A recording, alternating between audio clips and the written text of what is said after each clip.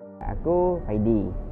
Umur aku sekarang ni 22. Aku dalam Kelantan tu aku tinggal dekat Kampung But Ketere. Kalau korang tahu, tahulah. Yang kalau tak tahu tu Ketere ni termasuk dalam jajahan Kota Baru.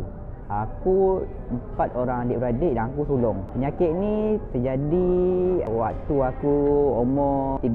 Tapi di waktu aku umur 12 tu, benda ni dah boleh detect sebenarnya. Tapi kita orang just buat tahu yang tak tahu je. Tapi bila masa umur 13 tu, penyakit dia makin lama semakin berlarutan. Tu aku punya degree bengkok tulang tu dia dah makin parah. So, kita orang decide untuk pergi hospital dah buat medical check up. Bila buat medical check up tu, doktor sahkan aku ni mengidap penyakit skoliosis, di mana tulang aku waktu tu 35 degree bengkok dia. Perasaan aku sedih. Dalam masa sama aku cuba untuk reda sebab yelah waktu tu aku masih lagi muda. Untuk menerima hakikat kenyataan tu amat sukar bagi aku. Susah. Kalau dalam bahasa Kelantan orang cakap payah lah kena bering. Lalu tu lah tindakan ibu bapa bila mendapat tahu aku mengidap penyakit skoliosis.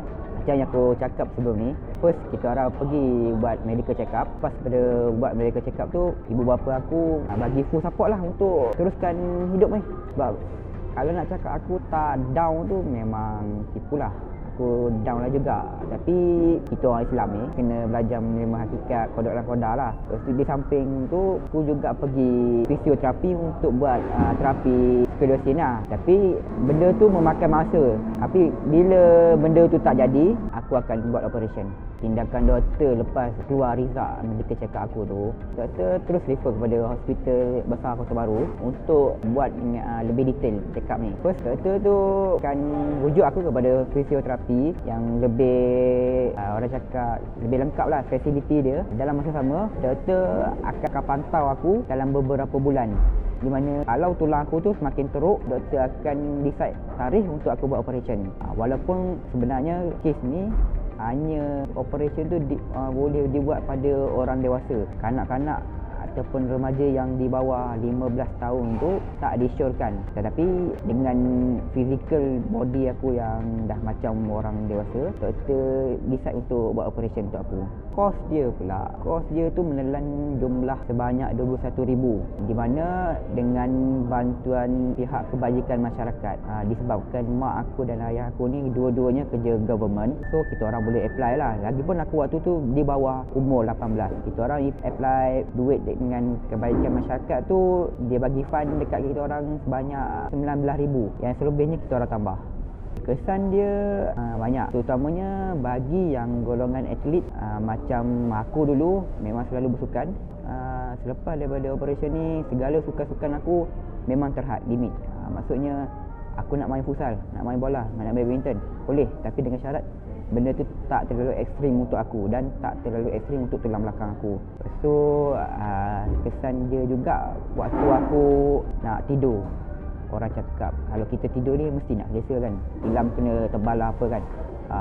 Sebelum operation aku tak kisah pun aku nak tidur atas lantai ke, nak tidur kat mana ke, tu it's up to you lah kan. Tapi bila lepas operation ni, aku tak macam orang normal. Tulang belakang aku tak support lagi untuk tidur atas lantai macam tu. Sebab bila tidur tu, kau punya efek pada pagi esok tu akan sakit bahu, sakit pinggang, macam-macam lah.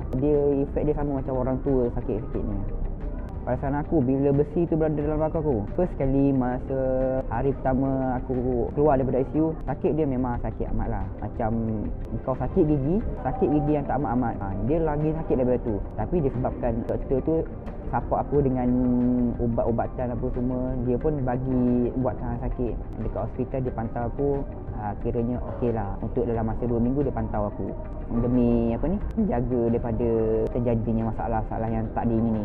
Aku menangani kehidupan seharian selepas pembedahan ni macam biasa. Tapi masa first dulu tu kekok lah juga. Sebab yelah, selalunya kita kalau dah letih kita bongkokkan badan, kita buat ni fleksibel lah, body kita ni fleksibel. Tapi bila operation ni masuk besi lagi, tulang aku ni tak fleksibel. Nak main bola pun aku tegak je, macam kaku lah, kayu. Tapi itu tak jadi masalah untuk aku bersukan. Cumanya kita tahu fizikal kita ni macam mana, tubuh kita ni macam mana, kita harus teringat lah bila nak bersukan tu. Aktiviti tu macam biasa lah, macam orang normal. Tak adalah aktiviti macam OKU ke apa lah. Tak adalah.